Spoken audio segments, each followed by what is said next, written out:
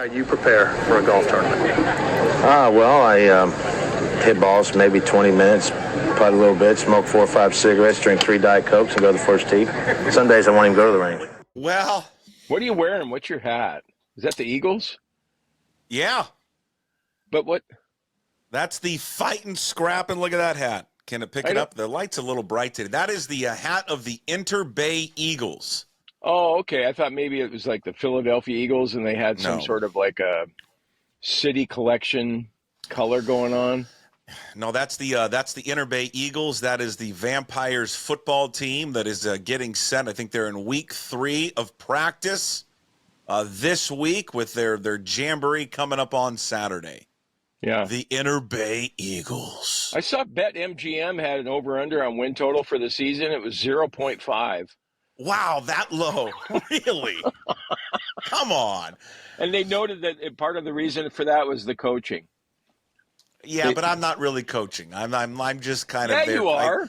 Yeah, but I catch footballs and pretend like the players tackle me. I don't really do any coaching. I'm just there because they need extra Okay, hands. so what, are you like the line coach? Are you the nutrition coach? Yeah, nutrition. I'm a body, fitness, strength, and conditioning coach for the Interbay Eagles. No, what do you coach? What's your specialty? Part-time handicapper. I make sure the kids all know what the line is before we play the game. Fellas, we're getting 6.5 today, so let's. Daddy needs something to collect. You mean, hey, coach? Does that mean if we lose by 6, we still kind of win? And I put my arm around little Johnny. Listen, exactly right, Johnny. Sometimes you win, or sometimes you lose, Johnny. But sometimes you actually really, really win. Yeah. And that today is we really win. No, I don't. I don't really do it. I just wherever they need me, I just kind of roll around. Can I get you to bet on the Cougs this year? I mean, I just don't. I want you to come over to my side of the way of thinking here. You got to bet on the Cougs this year. We really need the Cougs to have a big season. We have to have it this year. If I start betting on them and they just go in the tank, I can't handle it. But if you want me to do it, then I'll do it. But it's going to drive me insane. No, you're going to enjoy it. No, I won't. We got all kinds of incentive this year. Oh yeah, well we got all kinds of incentives, but I mean, it's and still we have a good team. I was doing show prep for the thing that we're doing with Sorensen, the Coug Roundtable. Yeah, that we're recording tonight. And we look like we're solid this year. We got depth. We look good. Huh? What do you mean look good? You haven't even seen the team. How do you know if they look good? No, we look good in the Lentil Bowl scrimmage. Lentil Bowl. It was the Lentil Festival this weekend. Let's get this show started. We've just rambled here for 3 minutes. We haven't even Coleman having a Lentil Festival. I mean, who has a lentil festival but us? Well, they do. They're it's the world's largest exporter, manufacturer of lentils. Have you eaten a lentil? I love lentils. I can't say that I've had a lentil. You've never had lentil soup? Well, I've heard of it, but I don't think I've had it. Well, if you want to get regular, go get yourself a bowl of lentil soup. That is going to flush you right out. Do you ever go to a restaurant and think when the girl says, when you ask her what the soup of the day is, you hope she says lentil soup? That has never happened. What do you hope she says? I know what I say. The cream of tomato, I like. Ooh. Clam chowder is always good. That's Fridays. You always get clam chowder on Fridays. Yeah. Some people don't know about that tradition of Friday clam chowder. Friday fish day. Well, they're not Catholic. Yeah. They don't get that one. But it's a Catholic I'll tradition. try lentil soup. Go ahead. I hope the soup du jour is French onion. French onion, that's Every a throwback. Time. You don't hear about that much. Oh, French onion in like a little bread bowl, and they got the cheese on top of it. I mean, oh, Lord. So good. They somehow get 1,000 calories in that little cup. Oh, of course. Easily 1,000 calories. Let's get this show started properly, can we? It's Monday, August 19th. Jim Moore's in a car in a parking lot. Just had a dental appointment. I'm in the Puck Sports Studios built by Limback Lumber. Contractors, we're talking to you.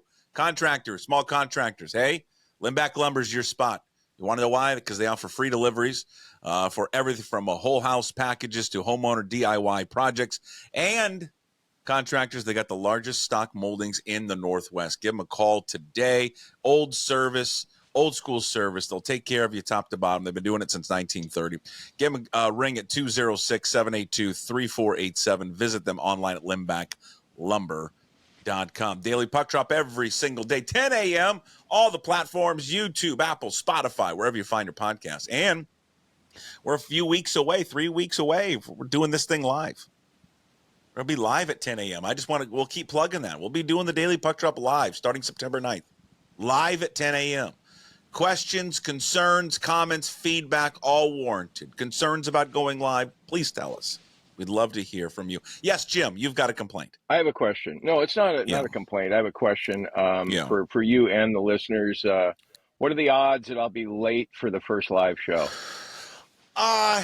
Well, sure. There's always been, the concern about doing it live is a lot. There's concerns with you when you're on. There's concerns with several other guests that I've had, that I have currently, that I'm concerned about them going live. Can you specify who they are? Bill Kruger and Garofalo are my two I concern the most about them. Okay. By far. What, you're concerned that they won't be ready at 10:30 or whenever they're going to be on? They'll be ready, but they'll just sometimes Kruger finds himself in some weird spot. Like Kruger cannot do the show from home. He's the worst internet I've ever in the world. Well, can't you do this with your phone too if you want? He could. Yeah, he could. Yeah, sure. In a pinch. So Bill has to be downtown Seattle in his financial office or whatever. It works the best, yes. And then Garofalo, because he's just all over the place. Yeah, because for him when we do it, it's usually 1 o'clock or 2 o'clock when we do it. I like seeing him in casual attire and at the golf course and in a parking lot and at training camps. That was the last episode that we did on Thursday when he had the news on Geno Smith, that Geno Smith's camp had approached the Seahawks about a new deal. Or at least let's have a conversation about a new deal. And Garofalo said, well, nothing's imminent. Now that's kind of been picked up everywhere, which is cool to see. And we'll see what happens. If anything happens, we can get into it because you brought it first. And then I looked at it and shoot, I can even bring it up right now that Geno Smith has scrubbed everything from his social media account, which is weird.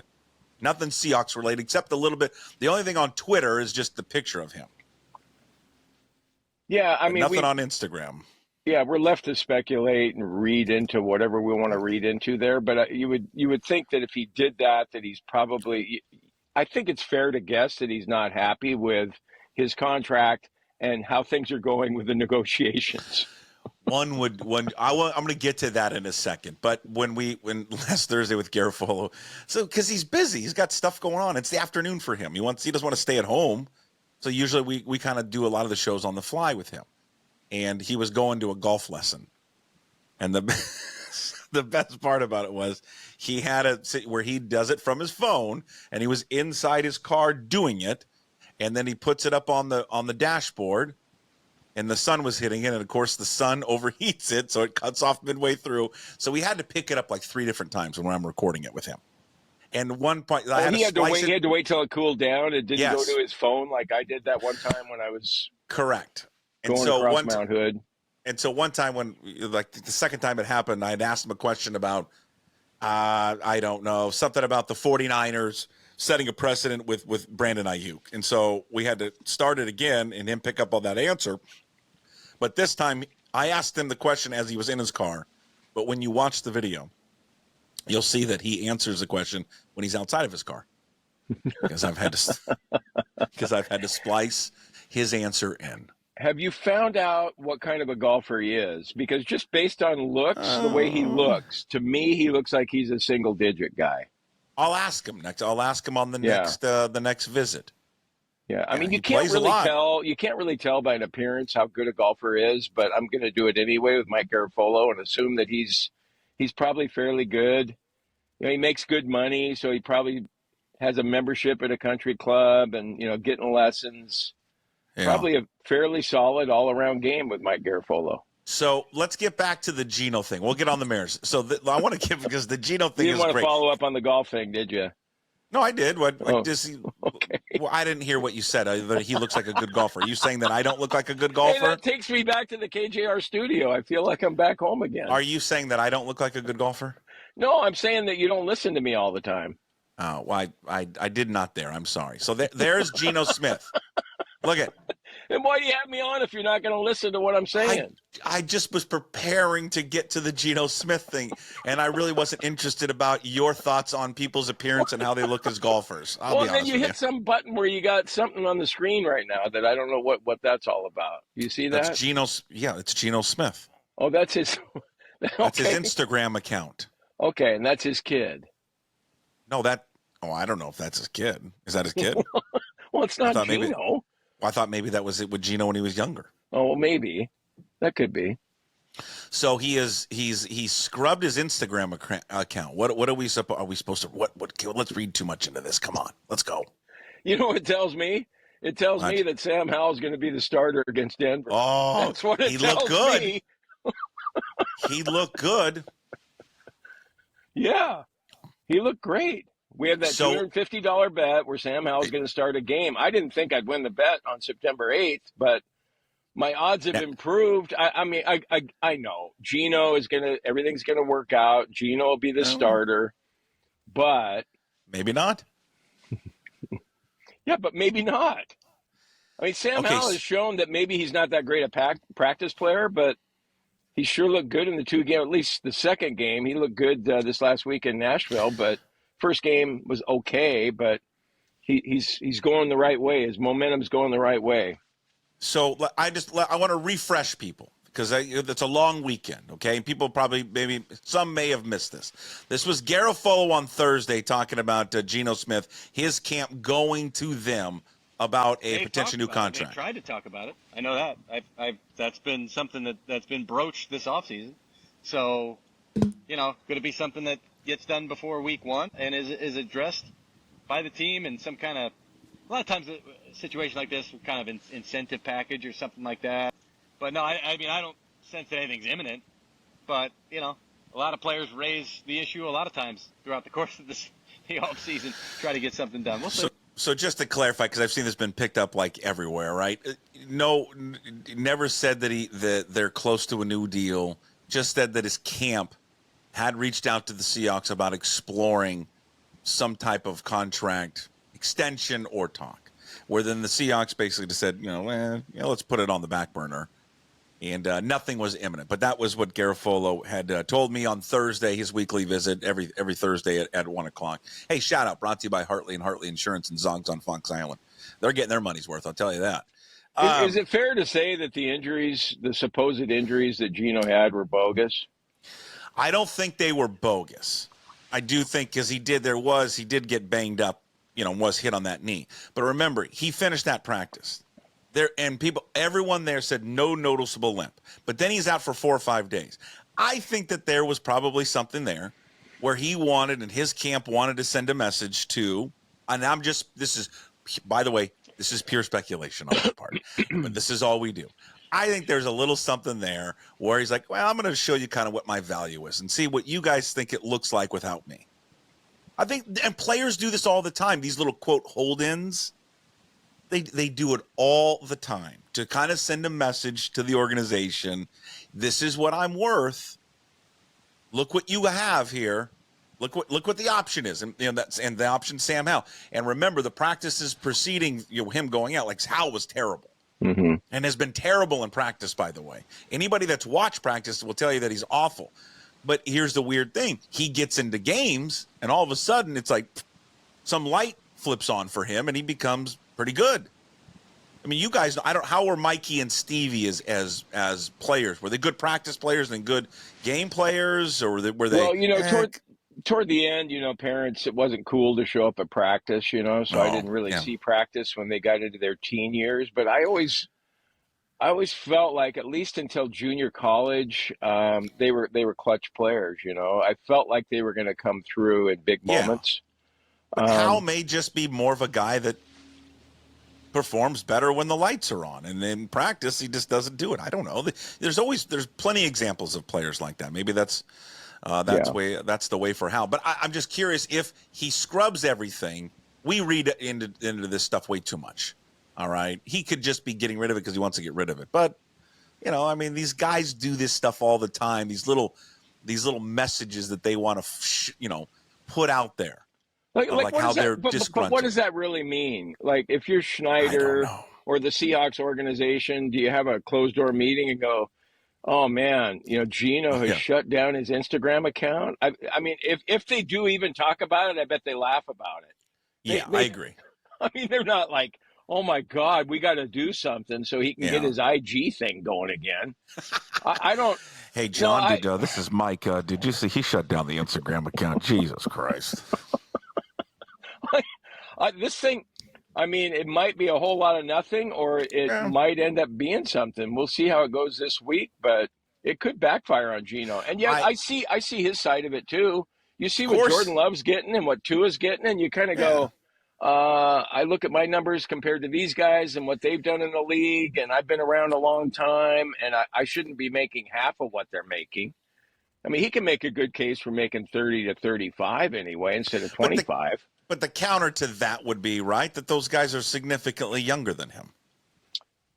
Right, but don't you think even Geno at 34 feels like, well, wait a minute, 25 is – I'm way underpaid here, and yet, he was the one who signed the deal. Exactly right. And that was the point that Rob Staten, who joins us again on Thursdays, SeahawksDraftBlog.com. He as he's still on holiday on a cruise in Alaska, wrote an article about that soundbite from Garofolo and just said that with Geno Smith, he'd do nothing. There's no reason to do anything with him. You don't need to sign him to a new deal. You don't need to do anything. Let him play out this year and then figure out what you want to do. And if you want to then bring him back and he does a great job in this system, then maybe you think about a new deal. But his point was, like, he signed the deal. He's the one who did it. Not like first of all, here's the interesting thing. He didn't have like a great season last year. No. So what is he better the year just before? Yeah, so what is he basing it on? He's just basing it on because Jordan Love and Tua and all these guys got deals? He's not basing it on performance because he didn't have a great year. No, he didn't. No, it's going to be interesting to see how this plays out in the next few weeks, though, or next couple weeks, because, like I said, I mean, it could end up backfiring on him. I mean, is he going to play in the third game? Is he going to play against Cleveland? I would think that Geno would be out there for a quarter, wouldn't he? Or do they feel like they got enough from him in those practices in Nashville with the Titans that they know what Geno can do and they don't want to risk injury? Yeah, I don't know. I haven't seen anything on what he's going to do in terms of starting guys or doing anything. I don't know. I mean, it seems like these teams kind of are more interested in these scrimmages because it's controlled, right? So the guy doesn't get hurt. And nothing happens to him, and they don't have, so they can avoid that stuff rather than have him go in a preseason game. I would think he'd get a series or two. I mean, don't you want to see him out there in like an actual real game? I mean, would probably be a little important. What if he doesn't? What if he doesn't play against Cleveland and Sam Howell tears it up like Russell did against Kansas City when Matt Flynn had the soggy arm? I mean, do you have a quarterback controversy going then? Oh, well, I would for this purpose. Yes, I would love for that to happen. It's great business for you and I.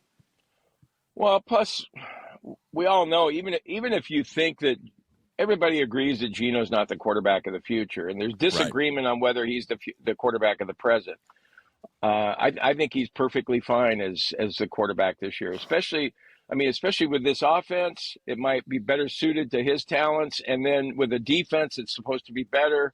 I mean, it all goes hand in hand where Geno could have a bang-up year this year.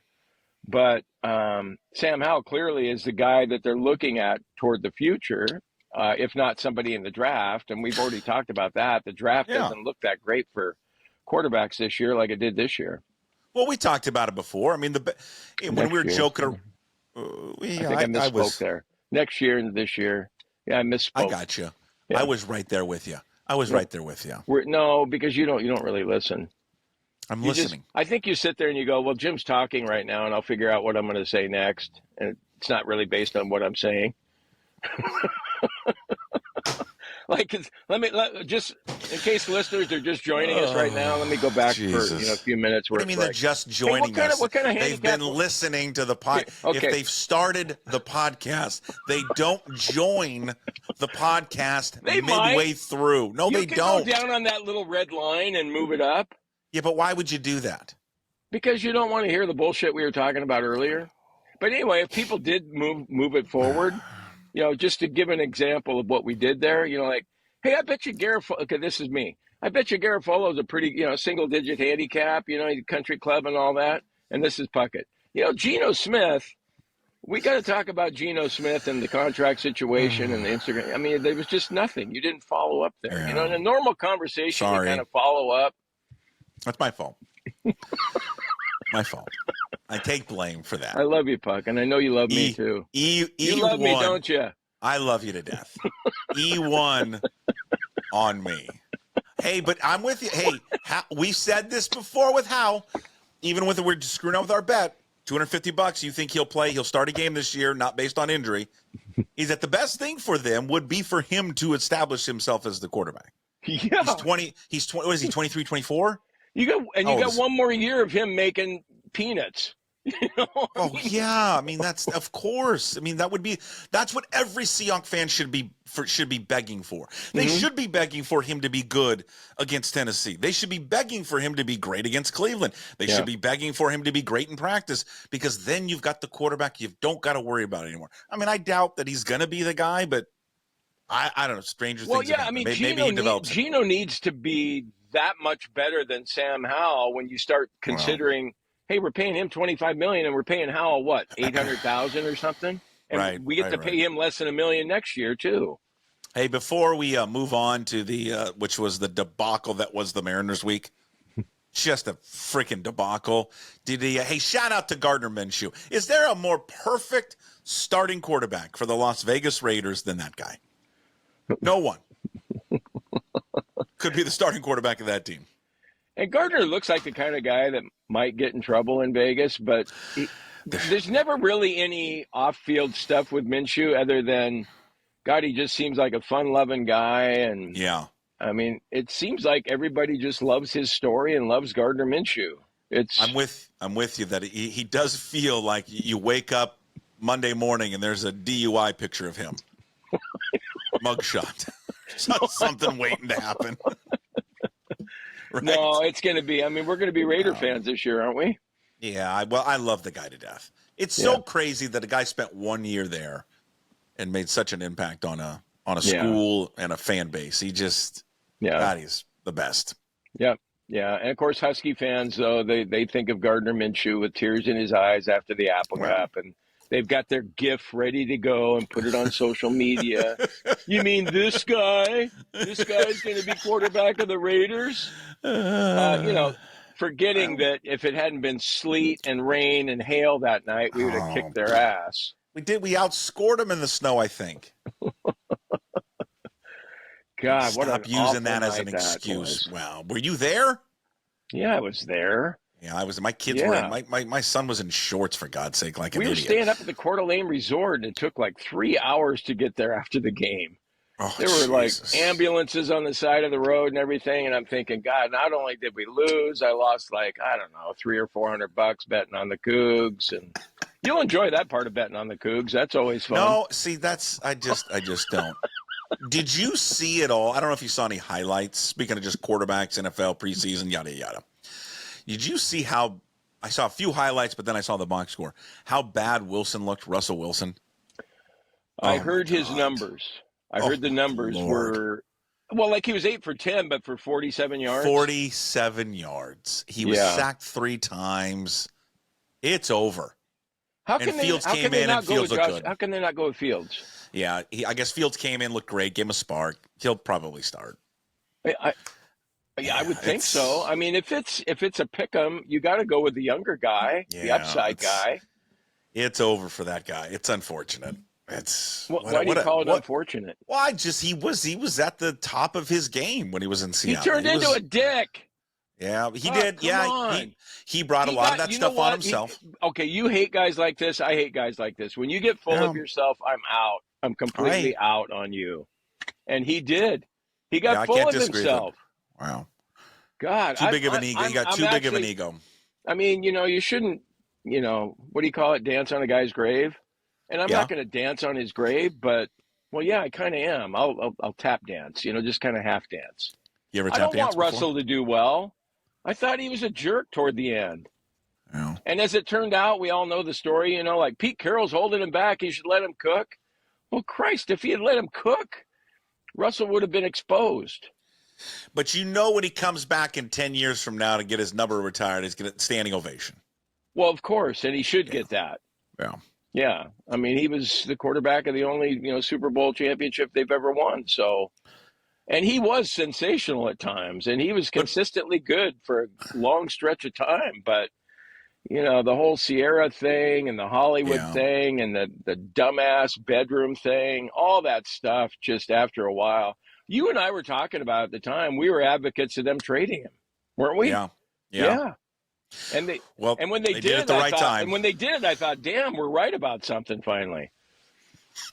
The only first time in the history that we ever did a show together that we were right about something. Yeah, it's just, I guess, it's just remarkable where he was in just a few short years to where he is now. I mean, he's gone from one of the hottest quarterbacks, commodities, huge trade with Denver, right? Big contract, to where, he's likely to be the backup quarterback with the Steelers in probably a year or two out of the league.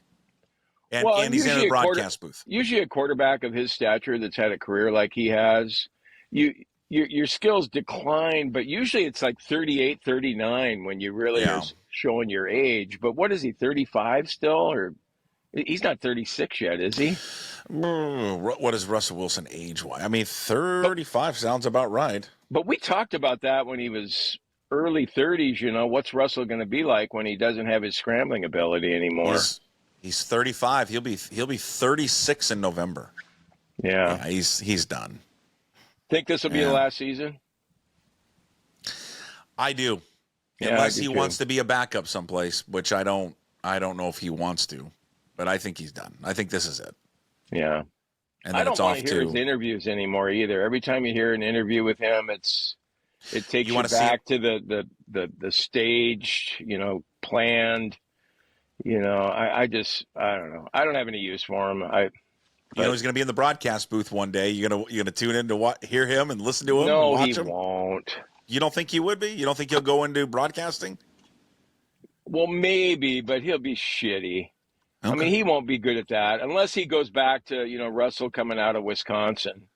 I mean, he was cool when he first got here, but then everything was scripted after that. Yeah. I don't really see him as being a broadcast guy. Okay. All right. Yeah. Well, we've gone 28 minutes. We haven't mentioned our baseball team. Well, they had a good game yesterday. Yeah, great. Jesus. This team on June 18th was 10 games up on the Houston Astros. Since then, they've gone 20-30. And I believe there's a guy on Twitter, and I want to give him credit because that's where I saw it from, that they have these, in that period of time, the second worst record in baseball. Yeah, I'm going to give you can follow. He's a Mariners fan on the East Coast. His name is Jage. I can't pronounce this. How would you pronounce Jage? Jage? Jage. Jage. Oh, Jage. Jage. So the Jage page.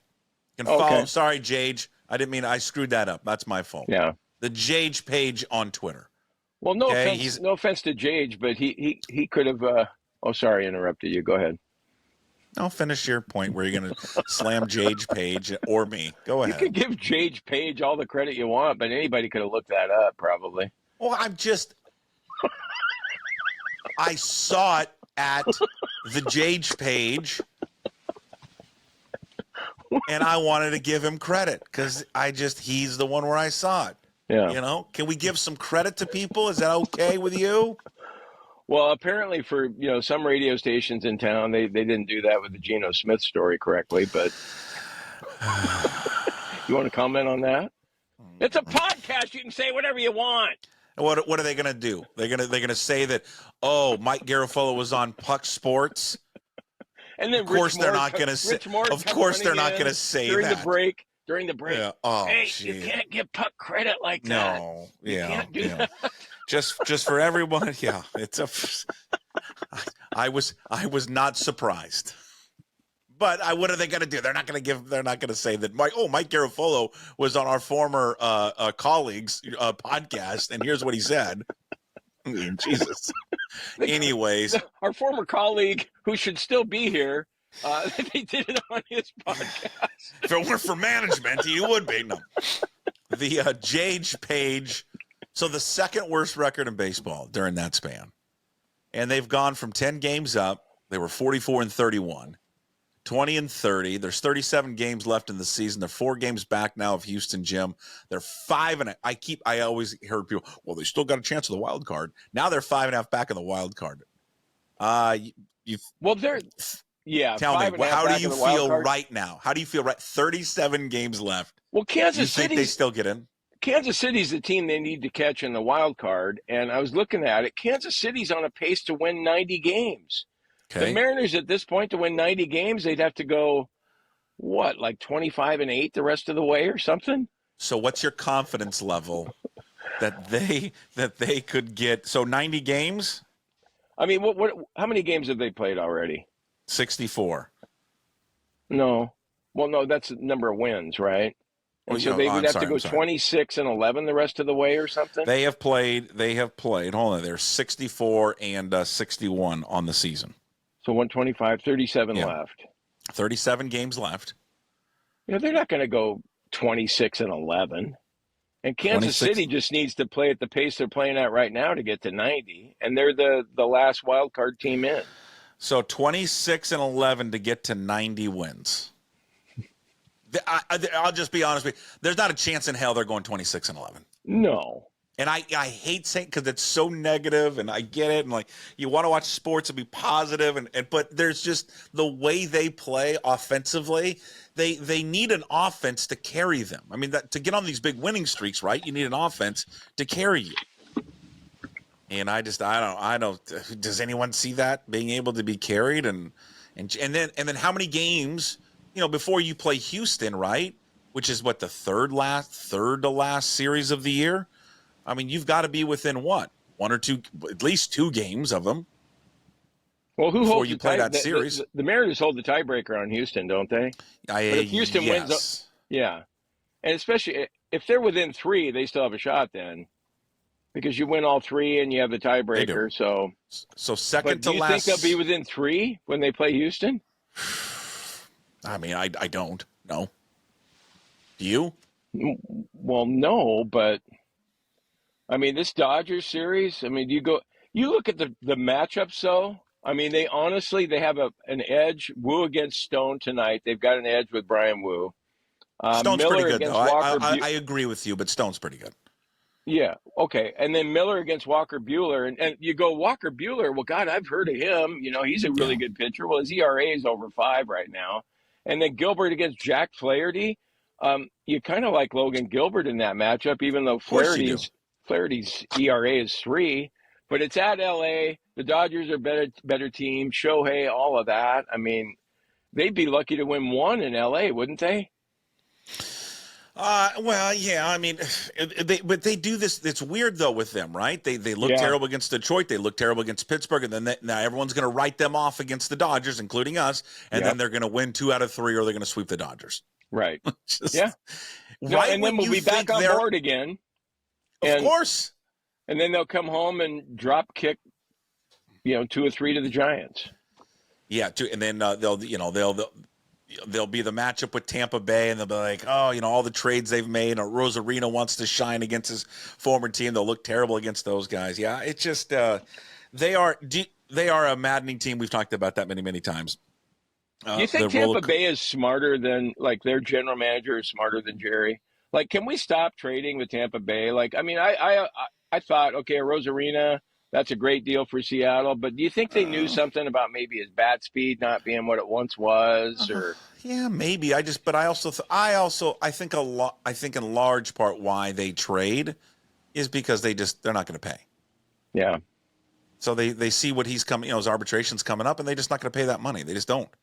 But They don't pay big deals. You talk about concern level with the Mariners. How about a Rosarina? I mean, he's won for his last 18. Hasn't looked good. 5 strikeouts in one game. In a rough little stretch. That you think he'll be okay? I think he'll be fine. Okay. All right. I think it's just kind of part of his game. What was the highlight of Pittsburgh? Was it the ball going off Canzone's head?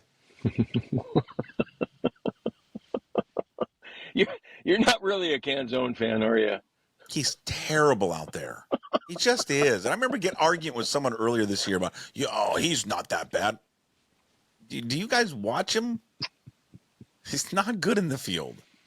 I mean, he made a great effort. I applaud the effort, but it just kind of sums up the Mariners that the ball doinked off his head.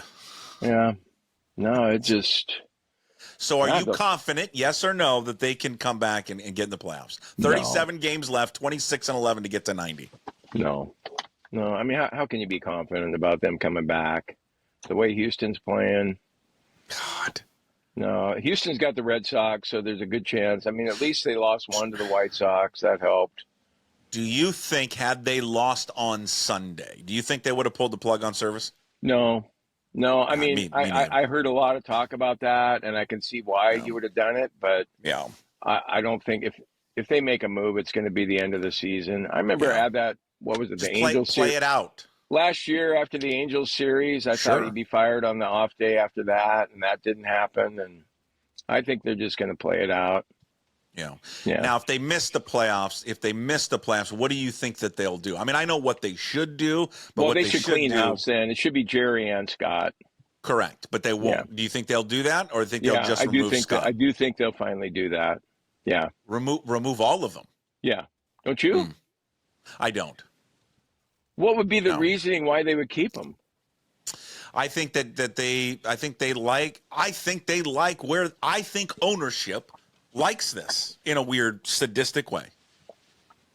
They're just good enough to be relevant, and people come out, and that's okay. And I think DePoto has convinced Stanton and this ownership of that 54% plan. I think he's convinced them of that, and that this is long term. And I think he's going to sell them on. Hey, wait a minute! Don't just wait until Young and Emerson and these other guys and Harry Ford come up. We didn't have to trade any of them, and that's going to be the nucleus that takes us in and gets us into the World Series. I think he's going to sell them on that, and I think Stanton and Larson, because they're just clueless, are going to buy it and go okay and keep him. And then DePoto's going to say, I just think maybe we need a change in a voice down there, and that will be unfortunately Scott and his staff. Oh, okay. So you think it'll just be Service? Yeah, I think if they miss the playoffs, I think that they'll get rid of him. And well, in Jerry's defense, he can go into that off-season meeting and say, "Hey, look, man, you didn't give me enough to spend, and if you had, we would have been in the playoffs." And so it's not really. I mean, he'll say it nicer than I'm saying it, and he'll use some 18-syllable words that Stanton will be sitting there going, "God."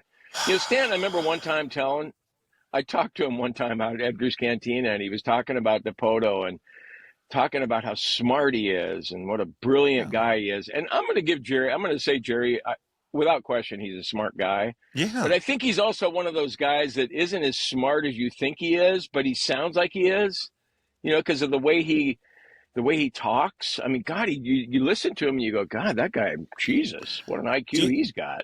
Do you think anybody ever says that about us? Half the time too, huh? Do you think anybody ever says that about us? No. Yeah. I think it was said about me back in first grade because I skipped first grade. But I think when I was 6 years old, there were probably some teachers at Redmond Elementary that thought, hey, that Moore kid, he's pretty smart. But, since then, 60 years later, probably not. Yeah. Yeah. Yeah, that hasn't happened since. When I flunked advanced reporting at WSU, I don't think Thomas Uterman, my professor, was saying, God, that Moore kid, he's really got a lot on the ball. Flunked? What did you flunk? Advanced reporting? That doesn't shock me. Well, no. I mean, I was living out at Campus Commons, taking bong hits and drinking every night. I mean, that's not conducive to good grades. Bong hits. Do the kids still do the bong hits? I wonder. Like when they smoke the grass. Yeah. Do they still throw it in a bong? Well, they got these things I called don't think they do. vape pens. Are they? What are they? They do the are vaping. They called pens, like an actual writing pen? Well, or is it pen? It looks like a pen, but it's not an actual pen. Just looks like one. Yeah, they a lot of vaping. I don't think that they don't. I don't know. The bong. I think it's probably a lost art form. I don't know. I think it's for an older generation. Yeah. Not sure how many. I'm sure how many kids in the dorms at Wazoo was there this week. What first of school is school started? It starts today. Starts today. I don't know how many kids in their dorms or in the frats or the apartments wherever they live have a bunch of water bongs on the shelves. Maybe they do. I don't know. No, I think they're still around. But I found back in 1976 that the correlation between the number of bong hits you had and your grades, there was a correlation there. Yeah. Well, of course there is. Yes. Well, it's amazing that you were able to come to that conclusion. It did not work well in my favor. But no, Jerry, he can make a case of why he should stay around. But, the problem is now, what are you going to do with these 4 young pitchers that you have when they finally reach a point where you have to pay them? Because all 4 of them are going to want what, $20 million a year or more? You're not going to keep all of them. That's why they're screwing this up right now. I know, because it's like Russell Wilson on his rookie contract. This is when you were supposed to go buy the hitters because you're not paying these guys anything. Yeah, it's Gilbert, it's Kirby, it's like Wu. we were talking about with the cheap contract for Sam Howell. This is when you can really add to your team because you're not having to pay guys that are good that normally you'd be paying $20 to $30 million for. It's Cal Raleigh. I mean, if you needed any more Raleigh's evidence, making like $800,000 or something. 790. He's making the minimum. Baseball's 790. Messed up. Oh, it's terrible. These guys are in their prime right now, and they're not getting jack. And then they end up at 30 when they finally are making good money, and they're starting to hit the tail off a Baseball little screws these guys over so much by not making the money that they deserve. But if you need any more evidence, you like good writing. You need more evidence about why they should sign Cal Raleigh, which I at this point he probably was like, I'm not going to sign here. I thought Adam Jude had a terrific story on Cal Raleigh and his relationship with all the pitchers, but the talking to that he gave to Brian Wu and how he basically changed, or it looks like he's kind of changed Brian Wu here in the last few starts. And it's probably not a coincidence that his best starts have come after I don't think they didn't use this. Jude didn't use this term, but kind of maybe a tongue lashing that Cal gave Wu, like, hey, bud, get out of the training room. And it's take the ball every 5 days and get your ass healthy. And then Wu has been great since then. But if you read that article, Jude did it. It appeared in the Sunday paper. It's terrific. Well, it kind of reminds me of, J.P. Crawford's been out a long time, but I haven't really missed him. And, it's kind of the same with Divish. I think Adam Jude has taken over, and he looks like the lead guy to me. Don't you feel like you get the quality of work and reporting is substantially greater when Jude is with the team? Very much so. Plus, he's better looking. And so, if you're the Seattle Times, you'd rather have a guy representing your organization that looks like Adam Jude than Ryan Divish, who, kind of is like disheveled half the time, and he's hungover covering the games and complaining all the time about Twitter. Honest? Like, I'm fine with, just a lower brand of bourbon or whiskey, but Crown Royal, that's his drink of choice. Crown Royal's no good. It's what Jack he Daniels, likes. Maker's Mark, if you're going to go kind of lower end bourbon and whiskey, but Crown Royal, that's what he's drinking. And do we think Divish would have stayed an hour after the game on Saturday to wait out Julio Rodriguez as he was lifting and working out so he could get quotes, which Jude did along with, I believe, Daniel Kramer of MLB.com. They waited over an hour so they could talk to him. I see Divish, I don't think does that. I think Divish says, oh, you don't want to talk? All right, I'm going to go upstairs, write my story so I can go back to the hotel and drink Crown Royal. Yeah, that's exactly right. No, Adam Jude, the professionalism and what he's shown on this road trip, I think the Times needs to make a move. Yeah, Paul Barrett, you listening? You watching? You hearing this? Yeah. Yeah. No, we love Divish. Well, we like him. Well, 26-11, huh? They're not going to get to 90. Do you think they'll get to 85? I mean, what's that? 21-16? Yeah, 21-16. Yeah, I think that feels more realistic. Oh Lord, Jesus, what a disappointing season. Do you think they're in between? I heard Ian Furness talking about that on Sports Radio KJR 93.3 FM. We'll properly accredit people. Go ahead. I mean, okay, so they We're were not 44 and 31 first 75, 20 and 30 the last 50. I mean, what are they? Are they in between? Are they this 20 and 30 team? Are they closer to 44 and 31 than we think? What are they? I'd say they're in between. I think they're in between. I think that they are just an above average team. They're above 81. They're in that 81 to 85 win mark. Yeah. Because they didn't do enough to address the offense, and now they're finding that out. Hey, real quick, how cool is this? Here's one cool thing that came out of yesterday. First of all, that MLB Little League Classic game that they do, Tigers and Yankees, great. The fact that the entire stadium's just filled of the Little League kids, awesome.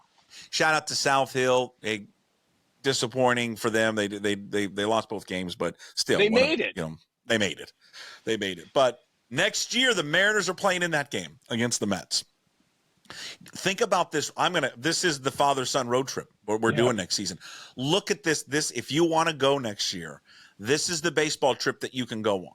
So before they play the Mets, you've got August 12th through the 14th. They'll be at Baltimore. I've always wanted to see Camden Yards, so check that one off the list. Then August 15th through the 16th, they're at I call it Shea Stadium. They're at Citi Field. Mm-hmm. I've always wanted to see that one, and it's New York. Go see the Mets. Then go to Williamsport. They play there on the 17th in the Little League Classic. And then August 18th through the 20th, they're at Philadelphia. I've always wanted to see the Vet. I know it's not the Vet, but I just like to call it that. Or how about once you get to Williamsport, hanging out for the rest of the World Series? And just watch that? Yeah. It's free to get into those games. I've mentioned it before on your podcast. It's like, it's a bucket list thing. If you love baseball, and we all, had kids that played Little League baseball, and it's really fun to be in Williamsport for that. Yeah, that'll be a hell of a trip to go to next season. All right, this has been a long. I think you're getting tired of sitting in the parking lot, so we can wrap it up with "Hey, What the Puck," which is brought to you by Restoration One in North Seattle, your restoration company that lets you avoid the stress of water, fire, and mold damage with their property restoration service. Locally owned and operated. Make them your first call when damages affect your residential or commercial property. 206-817-8917. Visit them online at restoration1.com. The North Seattle franchise. Also follow them on Instagram at Restoration One North Seattle. All right, there's a rumored person. I want this guy to be the Sonics owner, but there's a rumored person that may be purchasing the Boston Celtics. Bill Simmons, with the very latest on Jeff Bezos. And in the last few days, there's been some, I think, legitimate buzz about Jeff Bezos buying the Celtics. And I think it's real. I think he's going to be one of the suitors. I happen to have a bunch of information on this. The league wants $6 billion for the team, for the Celtics. $6 billion. It's a crazy price, but they're probably going to get it. They want the $6 billion because they want expansion teams in Seattle and Vegas. And then Mexico City's kind of looming as a third team, but they want to get $6 billion apiece for the two franchises for expansion, which would mean a check of $400 million to every NBA owner, all 30, which got me thinking, why would Jeff Bezos, when he's looking at the Celtics, what is he seeing? What does he want? Is the play for him some sort of Amazon stadium? Is the ultimate play for this to build some sort of state-of-the-art stadium that's never been done before for concerts and for basketball, and it's like the Amazon Dome, and then that just becomes another thing he did? But it's all connected with what they want from the expansion teams. This $6 billion price, they want to get to that price and above. That's what Irv Grossbeck, the 90-year-old guy who owns the biggest stake of the Celtics, who started this process, he wants the biggest price. We'll see what a big crown jewel the Celtics are. We're about to find out. $6 billion. Asking price for the expansion teams. I want Bezos for the Sonics. How do we get Bezos to be a partner with the Sonics, not the Celtics? I know. $6 billion? $6 billion. But what was the last thing we heard? Was it $4 billion or $3 billion? Well, I think most people have. What the Suns sell for? Four, three. Well, 4. I mean, I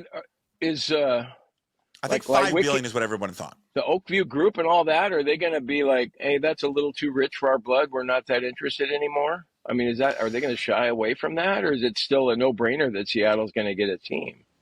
I think it's a no-brainer, but that would make you stop, wouldn't it? $6 billion? Yeah, it's not like you hear $4 billion, you go, God, that's pretty, and then you jump, you say, screw $5 billion, we're going to go to $6 billion? Yeah. I think it pauses you. I mean, if it's going to be Bonderman, right, and our favorite owner, Samantha Holloway. Hey, Samantha, where's Davy Jones? I swear to God, she thought it was a player. I agree with you 100%. She thought that Davy Jones was a player and not the team's dog, which they lied about and said he's not around because he was having a nervous breakdown. The dog had a nervous breakdown. That was the only time you got mad at me. You got mad at me after that interview. Why? Because about the dog? Remember? Because you thought I was trying to derail the interview. Oh, well, because we had her on there to talk about the Sonics, not Davy Jones. No, I know. I've derailed a bunch of interviews, but it's never, like my intent. It's never malicious intent. But she didn't give me strong. I was trying to loosen her up, but boy, Samantha, I think it takes more than talking about dogs to loosen her up. Yeah, she was.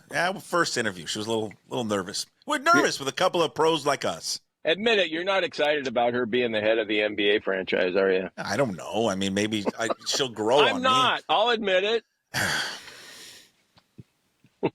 Hey, Samantha, I'm excited about your leadership and stewardship of the Sonics. You're going to say something else to me once this ends. Can't wait to see what you're you right are. About Samantha. I just didn't want to say it publicly. Can't wait to see what you provide to this great organization, great city. $6 billion. Good Lord. I think they're still going to step up and do it, but I hope the Celtics don't go for that. Wow. That's all right. Well, I want Bezos to be a part of this group. Hopefully they'll allow him to be a part of this group. I mean, it's Climate Pledge Arena. It's after his company, so maybe they'll hopefully make that happen. But $6 billion, Bill Simmons saying that's what the Celtics want to go for. And then Bezos could purchase them, and then, of course, the expansion fee would be right around that. And the Mexico City one is interesting. That keeps being floated out that Mexico City could be a possibility. All right. That's Hey, What the Puck, brought to you by Restoration One in North Seattle, your restoration company that lets you avoid the stress of water, fire, and mold damage. Give them a call at 206-817-8917. Visit them online at restoration1.com, the North Seattle franchise. Hey, this is it. We're not going to talk for a few weeks. We're not going to talk until September. Hold on, let me look at my calendar. You and I will not be talking until September 4th. Yeah, except we're gonna do the Cougar Roundtable tonight. Well, we'll tape the Cougar Roundtable. I'm leaving on vacation on Wednesday morning. Be gone for about 10 days. Road trip with Goldie. We're going to Glacier National Park. Be back. I'll be checking in on the road, but I'll have the Cougar podcast will be up for people to react to. Hopefully, before we tape it, they'll name a starter. Hopefully that comes out, so we don't have to speculate on who that will be. We'll have to record 2 different shows. What do you think of John Mateer being named? And then give an answer. And then what about Zevi? What about the Zevi guy being named? I'm going to have to respond to that. And then also we're doing the Husky Roundtable as well with Elise and Jordan Reffett. So we'll have those in the can. You can listen to them before the first game of college football starting August 31st. In fact, college football starts this week, by the way. Saturday, Florida State and Georgia Tech. Yeah, God, it's crazy. It's already here. Yeah, there's games this weekend you can bet on. I haven't checked to see what they are. Florida State and Georgia Tech is the first game Saturday. Is that Saturday. what you just said, and I wasn't listening to you? I just said that, but well, that's okay. I mean, you don't listen to me. Sometimes I just, check out on you too. Well, I love you. I'll see you September 4th.